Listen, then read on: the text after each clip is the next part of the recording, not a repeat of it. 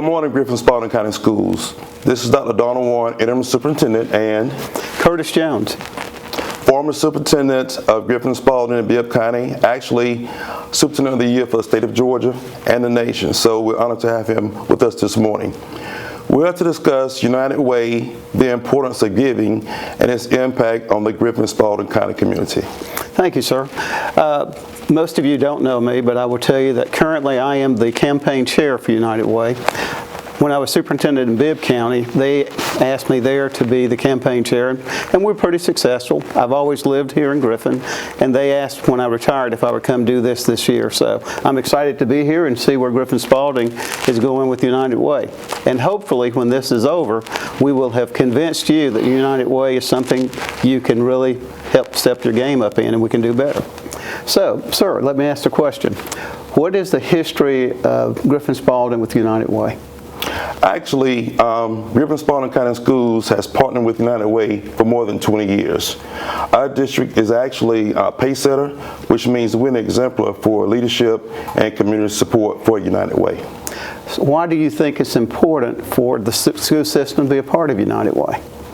I think it's important because a lot of the funds that are given to United Way support many charitable organizations in the Griffin, Spalding County area, such as the 5 Loaves and 2 Fish Food Pantry. That's critically important now with the stoppage of SNAP benefits.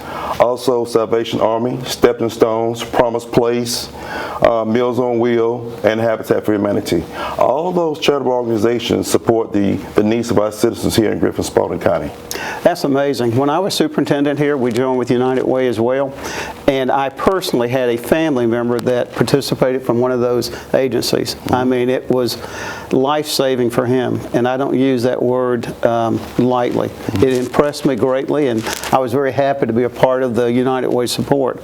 And so we continue to do things to make United Way work. I guess another question for you is, why do you think it's important for the school system to be a part of United Way?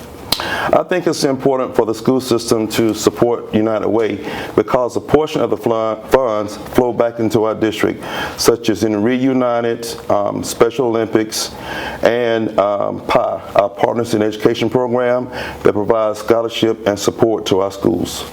You know, when I was here, one of the things that I thought was important was for the community to see we're not just always asking people to give to us. We're always saying, help us out. And so United Way was a way that we could actually show we are a part of the community. You're going to laugh at this, but you know somebody who I quote quite often? Who is that? Lester Maddox. Can you believe that? But here's what Lester Maddox was asked one time. He was asked, what can you do to improve the prison system? It's the worst in the nation. Wow. And Lester Maddox's response was, if you want a better prison system, you need a better prisoner. And I thought, ooh. When I was superintendent, I thought, if we want a better school system, we need a better student. And United Way allowed us to invest in the community so we could do that. One great example that you mentioned was United Way, Read United. Yes. Can you talk a little bit about that? Yes.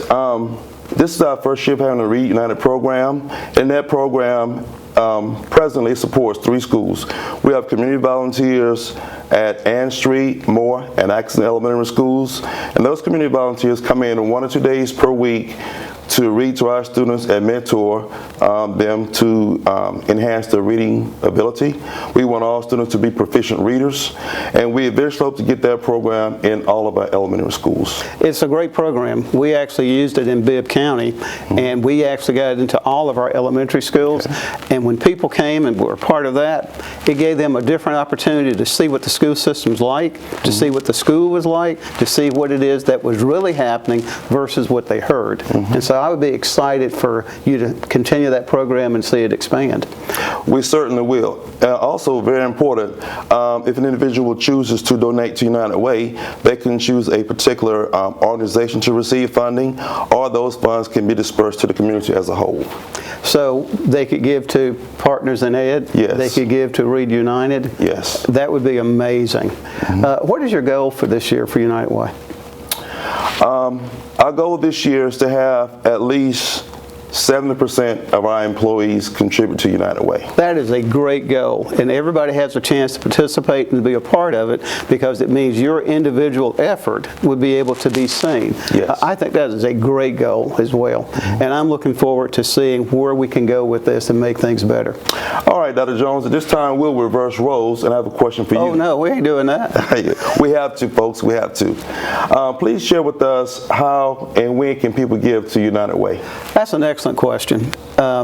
Two main ways. I think the schools all have coordinators, and you're able to meet with them, and they have a paper document that you can see and sign, and it allows you to do what Dr. Warren talked about earlier, which is pick where you would like to see your money go. It's important that it stays in our community, and it's important that we show that we can support our community.